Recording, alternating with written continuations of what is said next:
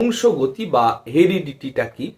তাহলে বংশগতি বা হেরিডিটি হচ্ছে একটা প্রসেস, যে প্রক্রিয়ায় মা বাবার বা পিতা মাতার বা জনিত্রীর একই প্রত্যেকটা ওয়ার্ড, এদের বৈশিষ্ট্যগুলো কি হবে, সন্তান সন্ততিতে সঞ্চারিত হবে, অর্থাৎ তার ছেলে মেয়ের মধ্যে সঞ্চারিত হবে। কিভাবে সঞ্চারিত হবে বলছে, বংশ পরম্পরায় সঞ্চারিত হবে।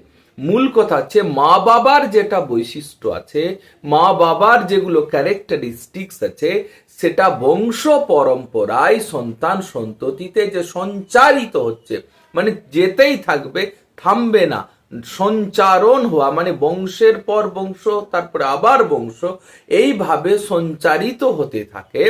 তাহলে সেই পদ্ধতিটাকে আমরা বলি বংশগতি, এবং ইংরেজিতে বলে এটাকে হেরিডিটি। তারপরের বিষয় হচ্ছে যে এই যে বংশগতি হচ্ছে, এটা কিভাবে হচ্ছে, এর অ্যানালাইসিসটা কি আছে, এর এক্সপ্লেনেশনটা কি আছে। এর এক্সপ্লেনেশন আমি বলছি যে একটা, যখনই মা এবং বাবা তাদের যৌন জননের মাধ্যমে যে সন্তান সন্ততি আসছে এই পৃথিবীতে, তো মা এবং বাবার যে বৈশিষ্ট্যগুলো আছে, সেই বৈশিষ্ট্য তার সন্তান সন্ততির মাধ্যমে গেল, এবং তাদের বৈশিষ্ট্য আবার পরবর্তী বংশে গেল, তাদের বৈশিষ্ট্য আবার পরবর্তী বংশে গেল, এইভাবে সঞ্চারিত হলো। কিন্তু বাস্তবে দেখা যায় কি, প্রত্যেকটাই বৈশিষ্ট্য কিন্তু সঞ্চারিত হয় না। কি হয় ওখানে? ওখানে এই ধরনের ঘটনা ঘটে কি, প্রত্যেক যে মা বাবা আছে, ধরেন একই পরিবারের যে অনেকগুলো সদস্য আছে, তাদেরকে দেখা যাবে কি অনেকের গঠন কিন্তু একই ধরনের, মানে প্রায় একই ধরনের, মানে একই পরিবারের সদস্য আছে, মানে একই পিতা মাতার যে সন্তান সন্ততি আছে, তাদের গঠন প্রায় একই ধরনের। কিন্তু কখনোই বলা যাবে না কি একদম হুবহু, মানে একজন মা বাবার যে সন্তান সন্ততি, তাদের একদম হুবহু সন্তান সন্ততির বৈশিষ্ট্য বা গঠন একই হয় না। কেন হয় না? এই জন্যই হয় না কি অনেক ক্ষেত্রে কি হচ্ছে যে এই যে বংশ মা বাবার বৈশিষ্ট্য গেল, পাশাপাশি নতুন করে জিনের পুনঃসংযুক্তিকরণ হচ্ছে, মানে নতুন জিন তাদের মধ্যে আবার সক্রিয় হচ্ছে। এর ফলে কি হচ্ছে, কখনোই পুরো বৈশিষ্ট্য বা গঠন এক হচ্ছে না।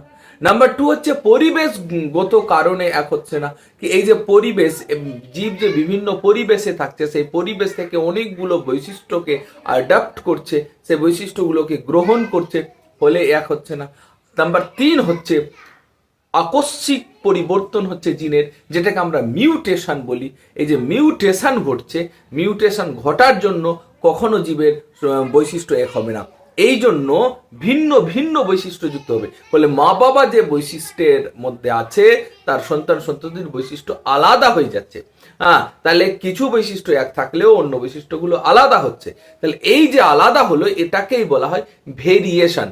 মানে ধরেন যদি একটা মা বাবার 2 বা 3টা সন্তান থাকে, তাহলে প্রত্যেকেই কিন্তু আলাদা আলাদা আলাদা বৈশিষ্ট্যযুক্ত হলো।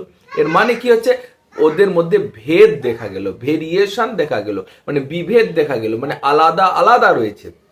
এই জন্যই বলা যায় যে বংশগতি এবং বিভেদ বা ভেদ বা ভেরিয়েশন, হেরিডিটি অ্যান্ড ভেরিয়েশন, এরা হচ্ছে পরস্পরের একে অপরের পরিপূরক।